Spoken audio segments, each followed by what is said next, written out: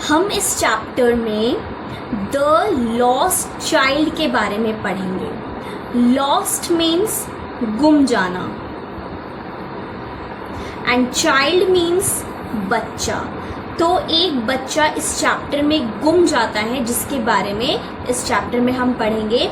और ये चैप्टर लिखा गया है मुल्क राज आनंद के थ्रू। इन्होंने ही इस चैप्टर को लिखा है। So let's start this lesson. सबसे पहले दिया हुआ है a child goes to a fair with his parents. Fair means मेला। तो बच्चा अपने पेरेंट्स के साथ एक मेले में जाता है। He is happy and excited. वो बहुत ज्यादा खुश होता है इस चीज को लेके कि वो मेले में जाएगा। बहुत ज्यादा एक्साइटेड होता है, बेहद खुश होता है।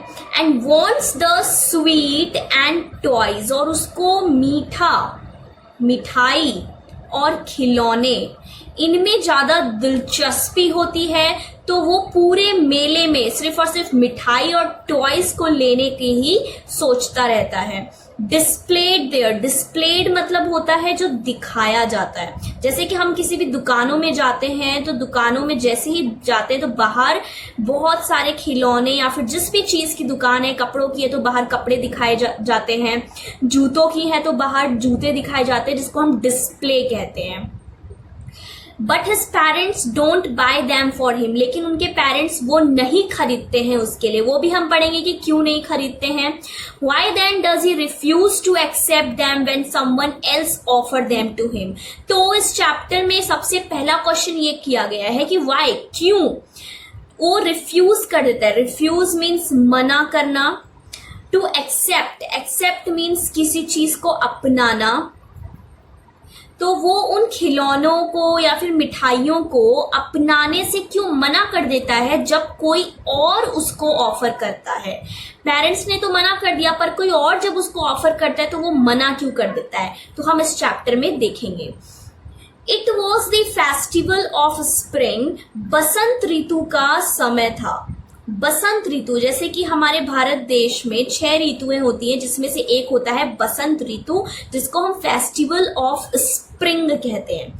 From the विंट्री shades. विंट्री शेड्स में ठंड के बाद बसंत ऋतु शुरू होता है, इसलिए थोड़ा थोड़ा ठंड का मौसम भी दिखाई दे रहा है। हल्की फुल्की थोड़ी ठंड की मौसम की भी शेड्स दिखाई दे रही है। Of narrow lanes and valley. Narrow lens और वैलीज, एलीज कहते हैं गलियों को। तो गलियों में जो विंट्री शेड्स है मीन्स लोग जो है वो रंग बिरंगे दिखाई दे रहे हैं। जैसे कि आगे दिया हुआ है इमर्स्ड ए गैली क्लैड ह्यूमैनिटी। गैली कहते हैं बेहद खुश जो लोग होते हैं। तो लोग बहुत ही खुश दिखाई दे रहे हैं और क्लैड बहुत ही रंग बिरंगे दिखाई दे रहे हैं। ह्यूमैनिटी मीन्स लोग।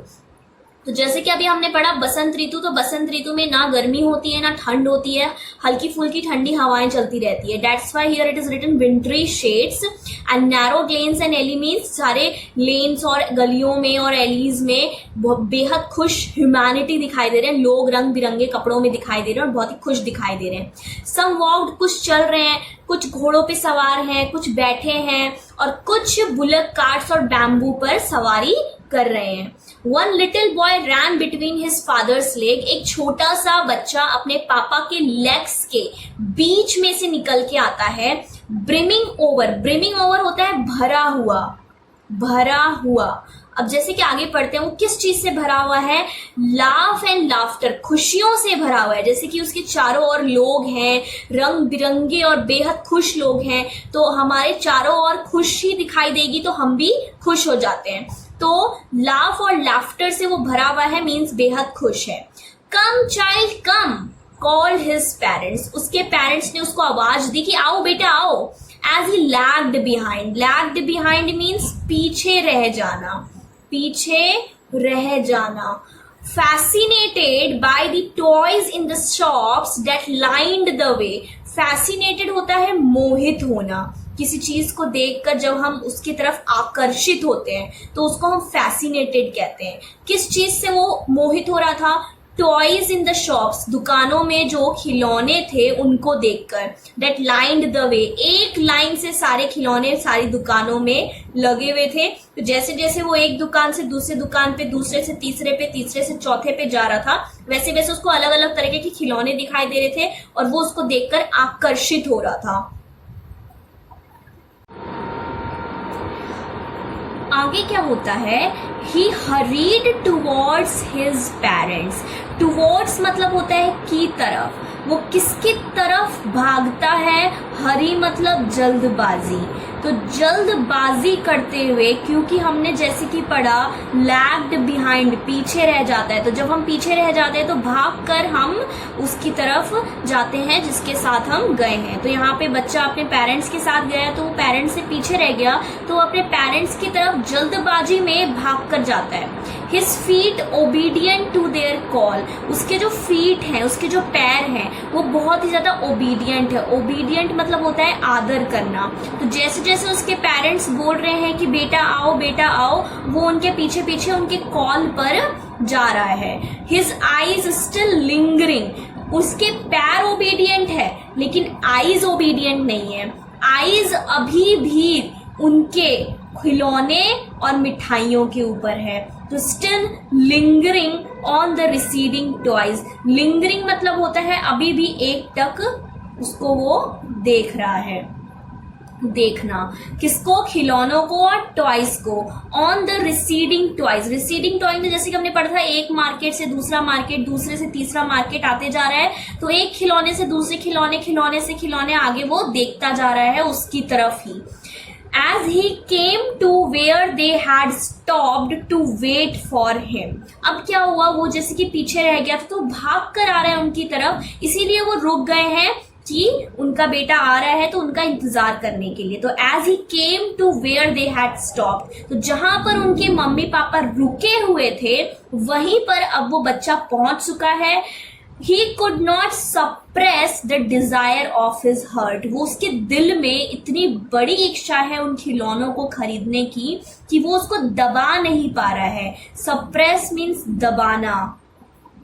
Even though he well knew the old, दबा नहीं पा रहा है अपने दिल की इच्छाओं को, लेकिन फिर भी वह बहुत ही अच्छे से जानता है old cold stare of refusal in their eyes, उनकी आंखों में, किनकी आंखों में, देयर आईज मीन्स उनके पेरेंट्स की आंखों में साफ साफ रिफ्यूजल दिखाई दे रहा है। रिफ्यूजल मीन्स होता है मना करना, उसको साफ दिखाई दे रहा है कि उनके मम्मी पापा उन खिलौनों के लिए या फिर उन मिठाइयों के लिए मना करेंगे उसको। तो इसलिए वो बोल भी नहीं पा रहा है लेकिन अपनी इच्छाओं को दबा भी नहीं पा रहा है, इसलिए वो एक टक उन खिलौनों की तरफ देख रहा है। भले ही उसके पैर उसके मम्मी पापा के साथ चल रहे हैं पर उसकी आंखें अभी भी खिलौनों पर हैं।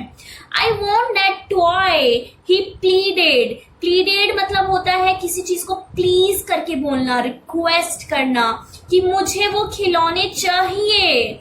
His father looked at him red eye, तो जैसे ही हमारे पापा नाराज होते हैं, हमसे गुस्सा होते हैं, तो हमारी तरफ लाल आंखें करके देखते हैं, मीन्स आंखें फाड़ के देखना, रेड आई, उनकी आंखें लाल है, उसको डराते हुए वो उसके तरफ देख रहे हैं। In his familiar tyrant way, familiar tyrant way means जब भी उनके पापा को उसको डांटना होता है, डराना होता है, तो वो उसी तरीके से उसको देखते हैं। टायरेंट होता है तानाशाही, मीन्स अपनी ही चलाना। His mother, melted by the free spirit of the day, was tender and giving him her finger to hold. लेकिन उसकी मम्मा जो है वो थोड़ी पिघल जाती है उसकी इच्छाओं से, क्योंकि उसकी इच्छाएं जो होती है वो अलग अलग होती है। वो tender and giving him her finger to hold, लेकिन उन इच्छाओं को वो पूरी नहीं कर सकती है, जैसे कि हम पढ़ेंगे आगे। लेकिन फिर भी वो अपने बेटे को अपनी उंगली थमाती है और बोलती है ताकि वो थोड़ा शांत हो जाए कि look child what is before you, कि देखो बेटा आगे क्या है तुम्हारे। यहाँ पे एक्सक्लेमेशन मार्क लगा हुआ है, मीन्स आश्चर्य के साथ बोलती है उसको। कि देखो बेटा आगे क्या है, ताकि उसका मूड थोड़ा चेंज हो जाए। It was a flowering mustard field. Flowering mustard field means सरसों का खेत जिसमें कई सारे फ्लावर्स लगे हुए हैं। पेल लाइक मेल्टिंग गोल्ड। पेल मतलब होता है पीला। किसके जैसा पीला? जैसे कि कोई सोना पिघल रहा हो। As it swept across miles and miles of even land. Swept across means चारों तरफ फैला हुआ होना, चारों तरफ फैला हुआ होना। तो दूर दूर तक अगर देखा जाए, माइल्स एंड माइल्स, दूर दूर तक देखा जाए तो उस लैंड पर सिर्फ सरसों के फूल और खेत ही हैं। चारों तरफ पीले फूल दिखाई दे रहे हैं। A group of dragonflies were bustling about on their gaudy purple wings. तो हम क्या देखते हैं कि जैसे ही उस मस्टर्ड फील्ड में फ्लावर्स हैं, वैसे ही वहां पे ड्रैगन फ्लाइज उड़ रही हैं उन खेत पर। Were bustling about on their gaudy purple wings. और उनके जो विंग्स हैं, उनकी जो पंखुड़ियां हैं, वो पर्पल कलर की है। गॉडी मीन्स होता है चमकीली। तो वो जो ड्रैगन फ्लाइज हैं वो चमकीले कलर के पर्पल विंग्स में हैं, जो उस खेत में उड़ रहे हैं। Bustling about. इंटरसेप्टिंग। इंटरसेप्टिंग होता है स्टॉप। तो किसको रोक रहे हैं? The flight of a lone black bee और बटरफ्लाई। ब्लैक बी और बटरफ्लाइज को फ्लावर्स पर उड़ने से रोक रहे हैं। जैसे कि हम जानते हैं बटरफ्लाई और बी जो होती है वो फूलों का रस चूसती है, और ड्रैगन फ्लाइज जो है उन्होंने पूरे खेत पर कब्जा कर रखा है और उन बटरफ्लाइज और बीज को रोक रहे हैं ताकि वो उन फूलों की रस ना चूस पाए। In search of sweetness from the flower, the child followed them. Followed them मतलब होता है पीछा करना, पीछा करना। On in the air with his gaze, till one of them would still its wing and rest, and he would try to catch it. अब क्या हुआ? एक बटरफ्लाई ने रेस्ट लिया और वहां पर बैठ गई, तो वो बच्चा उसके विंग्स को पकड़ने की कोशिश कर रहा है। He would try to catch it, but it would go fluttering. लेकिन वो फड़फड़ा रही है, फ्लैपिंग, अपने पंख को ऊपर नीचे कर रही है, up into the air, when he had almost caught it in his hand. और जैसे ही वो फड़फड़ा रही थी, अपने पंखों को ऊपर नीचे कर रही थी एयर में, वैसे ही उस बच्चे ने उसको पकड़ने की कोशिश की और ऑलमोस्ट मतलब करीब ही था उसको पकड़ने के लिए, पकड़ ही चुका था। Then his mother gave a cautionary call. Caution होता है बचाव में, चेतावनी देना, चेतावनी। तो एक चेतावनी देते हुए उसकी मदर उसको रोक लेती है। कम चाइल्ड कम, आओ बेटा आओ, come on to the footpath, यहाँ फुटपाथ पर आओ। तो उसको फुटपाथ पर बुला लेती है। फुटपाथ जहां पर पैदल यात्री यात्रा करते हैं उसको फुटपाथ कहते हैं। तो इस पैराग्राफ में हमने पढ़ा कि उसके बच्चे के मन में बहुत इच्छाएं होती है खिलौनों को और मिठाइयों को खरीदने की, लेकिन उनके मम्मी और पापा के पास इतने पैसे नहीं होते हैं कि वो अपने बच्चों को खुश कर सके और वो खिलौने दिला सके। तो वो उसका ध्यान भटकाने के लिए उसको सरसों के खेत में ले जाते हैं, जहां पर बहुत सारे ड्रैगन फ्लाइज और बटरफ्लाइज और ब्लैक बी होते हैं। वो बच्चा उनको पकड़ने की कोशिश करता है, ऑलमोस्ट पकड़ने ही वाला होता है कि उसकी मम्मी उसको चेतावनी देकर वहां से बुला लेती है कि आओ आओ इस फुटपाथ पर आओ। He ran towards his parents. Towards जैसे कि हमने पहले भी पढ़ा था की तरफ, तो वो अपने पेरेंट्स की तरफ भागता है। गेली, गेली मतलब खुश, बेहद खुश होना। एंड वॉक्ड एब्रिस्ट, एब्रिस्ट मतलब होता है साइड बाय साइड। तो अपने पेरेंट्स के साइड बाय साइड वो चलने लगता है फॉर अ वाइल, कुछ देर के लिए। Being, however, soon left behind, और कुछ देर के लिए वो साइड बाय साइड चलता है और फिर वापस से बहुत ही जल्द वो पीछे छूट जाता है, left behind. Attracted by the little insects, attract होता है मोहित होना। फैसिनेटेड जैसे कि हमने एक सिनोनिम्स पढ़ा था इसका थोड़ी देर पहले, मोहित मतलब अट्रैक्टेड, आकर्षक होना किसी चीज से, attracted by the little insect, छोटे छोटे जो इंसेक्ट्स हैं उनसे वो मोहित होता रहता है, आकर्षक होता रहता है। एंड वर्म्स, वर्म्स होते हैं कीड़े, अलोंग द फुटपाथ, फुटपाथ के साइड में जो कीड़े और जो इंसेक्ट्स होते हैं छोटे छोटे, उनसे वो मोहित होता जाता है। That were teeming out from their hiding places, teeming out होता है किसी चीज से जब हमारा मन भर जाता है, तो मन भर जाना को हम टीमिंग कहते हैं। तो अब वो जो कीड़े होते हैं, वो जो इंसेक्ट्स होते हैं, वो जमीन के अंदर या फिर पेड़ों के अंदर, तो मन भर जाता है उनका वहां से, तो वो क्या करते हैं, वो बाहर आते हैं फ्रॉम देयर हाइडिंग प्लेसेस, अपने हाइडिंग प्लेसेस से, टू एंजॉय द सनशाइन, धूप को एंजॉय करने के लिए।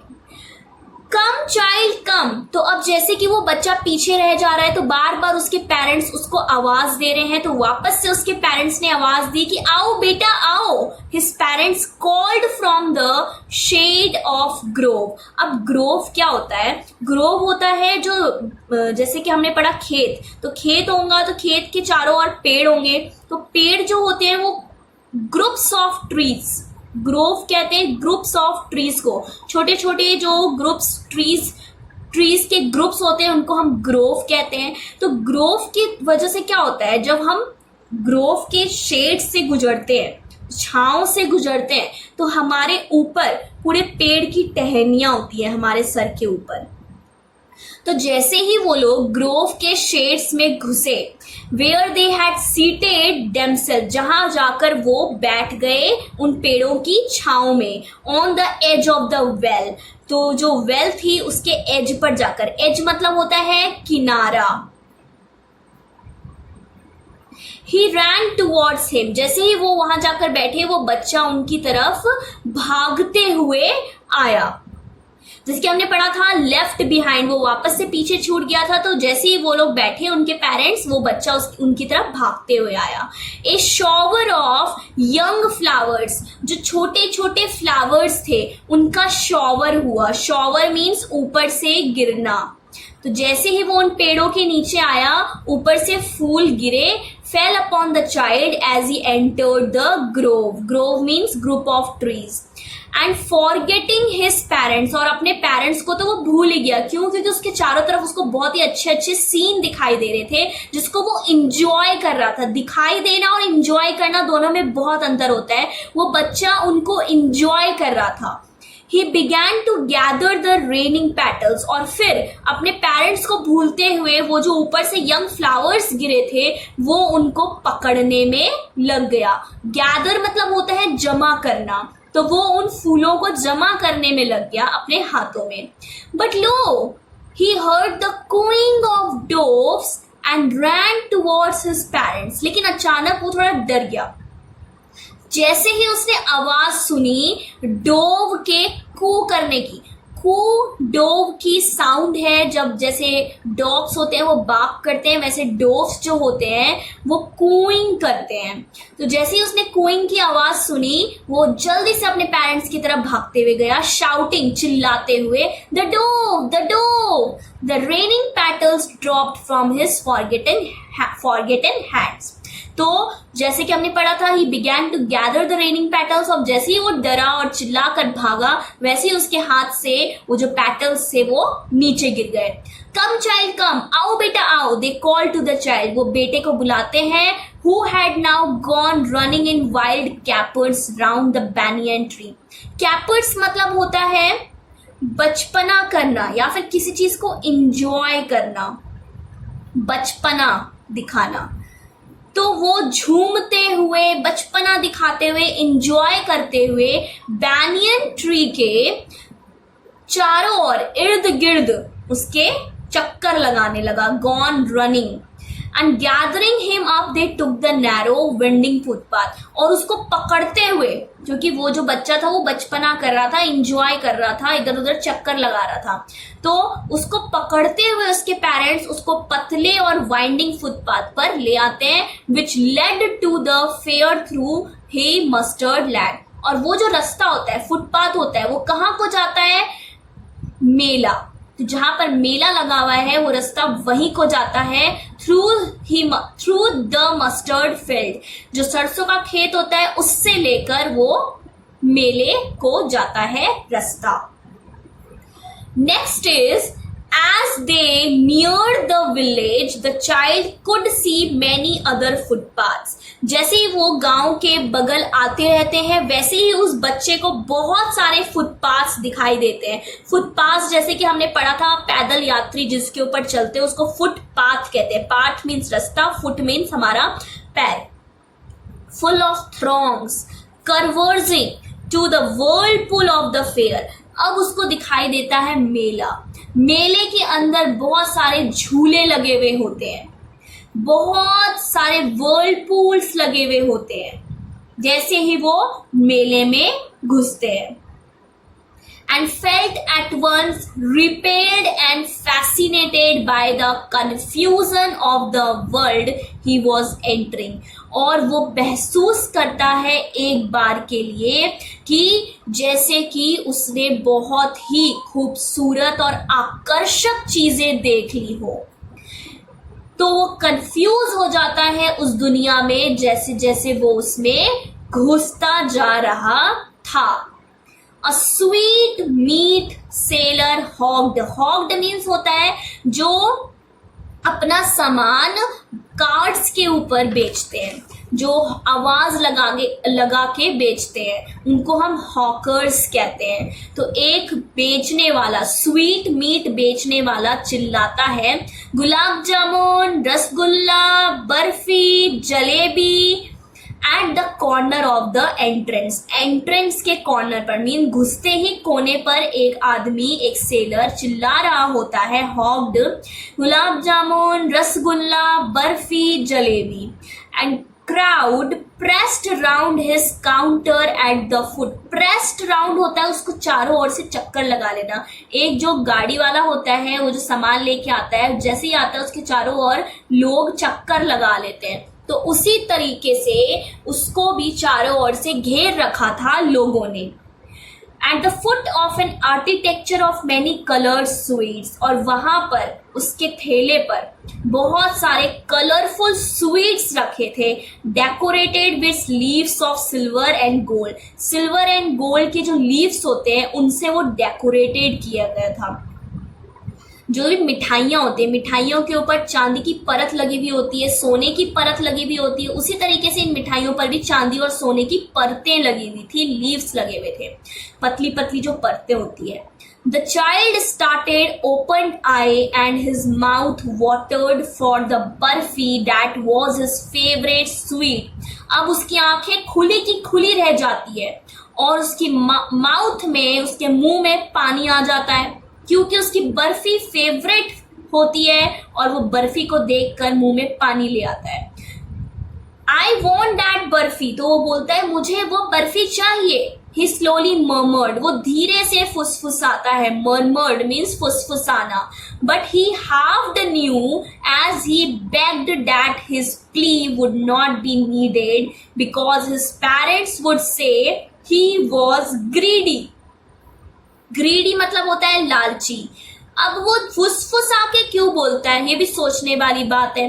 फुसफुसा के इसलिए बोलता है क्योंकि उसको पता था कि अगर ज्यादा मांगूंगा, बेग मतलब होता है भीख मांगना, प्ली मतलब होता है रिक्वेस्ट करना, ज्यादा रिक्वेस्ट करूंगा या फिर भीख मांगूंगा जो मुझे भी चाहिए, तो मेरे पेरेंट्स सोचेंगे कि मैं बहुत ही लालची हूं। So without waiting for an answer, बिना किसी आंसर का वेट किए वह आगे बढ़ जाता है। मूव्ड ऑन मतलब आगे बढ़ जाना। Next see what happen. A flower seller hawked. अब यहाँ पे स्वीट मीट सेलर था, अब है फ्लावर सेलर जिसके पास बहुत सारे फ्लावर्स है और वो चिल्ला रहा है, a garland of gulmohar, a garland of gulmohar. Gulmohar फूल का नाम है, गार्लैंड मतलब गुच्छा, means groups of flowers, means garland कहते हैं उसको। The child seemed irresistibly drawn. He went towards the basket where the flowers lay heaped and half murmured.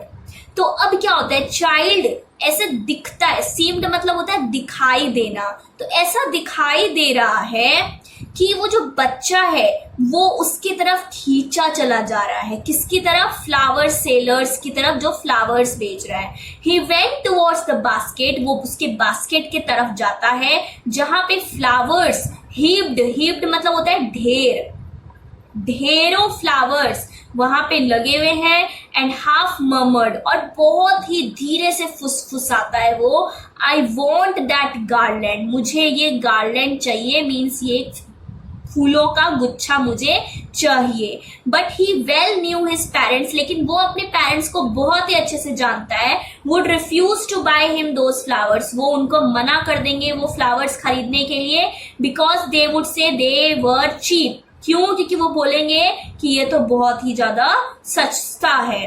So without waiting for an answer he moved on, तो बिना किसी answer का इंतजार करते हुए वे आगे बढ़ जाते हैं। A man stood holding a pole with yellow, एक मैन होता है जिसके हाथ में एक पोल होता है, मीन्स एक डंडा होता है, और वो होता है yellow, red, green and purple balloon से भरा हुआ, उसके ऊपर बैलून्स लगे हुए होते हैं उस डंडे पर बहुत सारे, फ्लाइंग फ्रॉम इट, और वो बैलून्स जो होते हैं वो ऐसे उड़ रहे होते हैं, फ्लाई कर रहे होते हैं। The child was simply carried away by the rainbow glory of their silken colours, उसके जो अलग अलग कलर्स होते हैं, प्यारे प्यारे सिल्कन कलर्स मीन्स प्यारे प्यारे जो उसके कलर्स होते हैं बलून्स के, उसकी तरफ वो बहुत ज्यादा आकर्षक हो जाता है, carried away. And he was filled with an overwhelming desire, overwhelming desire होता है बहुत ही ज्यादा किसी चीज की इच्छा जब हो जाती है।